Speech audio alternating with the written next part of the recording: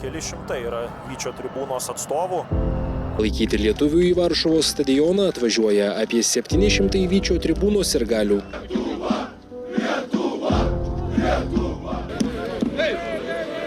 Surengė sirgaliai eiseną, kuri neapsieina be neramumų.